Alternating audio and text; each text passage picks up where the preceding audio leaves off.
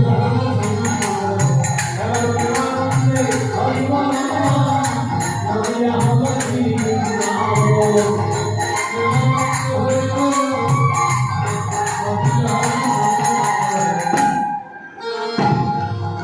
দিয়া শ্রী বৃন্দাবন হয়ে গিয়েছে।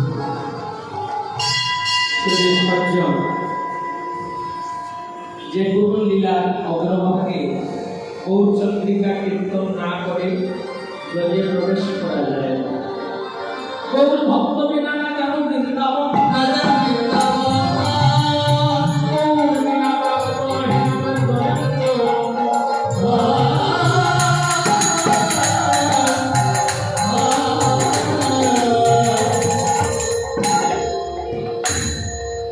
গৌর ভজন না করে গোবিন্দ ভজন হয় না। এতটুকু সময় আমরা শ্রীরাম নদম দিয়েছিলাম, এখন আমরা মধুময় শ্রী বৃন্দাবনে প্রবেশ করব। বৃন্দাবনে প্রবেশ করব অর্থাৎ আমরা আমাদের মনকে ব্রজের ভাবে সাজিয়ে আমরা ব্রজ লীলা রস আস্বাদন করব। সেবা দ্রব্যের দ্বারা হয় না, সেবা হয় কি দিয়ে? মন দিয়ে। মহাজন পদে সিদ্ধান্ত দিয়েছে, ঘর বাড়ি ত্যাগ করে বলে কৃষ্ণ হবে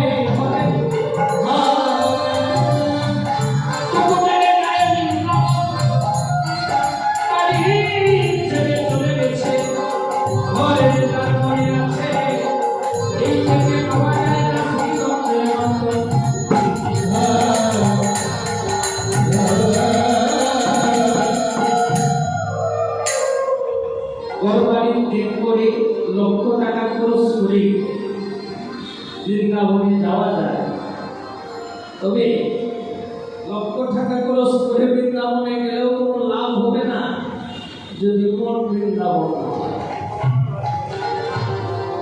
ভজন মন দিয়ে হয়।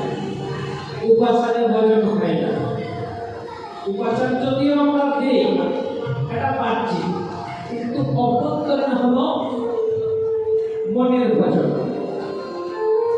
আপনারা এখানে এসেছেন ভগবান, আমরা যে এখানে ভগবানের শরণাপন্ন হয়েছি, ভগবান আমাদের মনের ভাবটাই গ্রহণ করবে। কে কিভাবে আসলাম এটা আমার গোবিন্দ জানে। তো মন দিয়ে ভজন হয়, তাই বৃন্দাবন অনেক দূর, সেই বৃন্দাবনে এখন যাওয়া তো সম্ভব হবে না। তবে আমাদের মনকে ব্রজের ভাবে সাজিয়ে আমরা ব্রজ লীলা রস আস্বাদন করব। বিশ্বাস যদি থাকে, মন যদি একনিষ্ঠ হয়, তাহলে এই স্থানে আজ বৃন্দাবন দর্শনের পূর্ণ লাভ হবে। আর মনে যদি কৃষ্ণ ভক্তি না থাকে, মনে যদি একনিষ্ঠতা না থাকে, গোবিন্দ চরণে যদি মতি না থাকে, তাহলে ওই ভারতের বৃন্দাবনে গিয়েও লাভ হবে।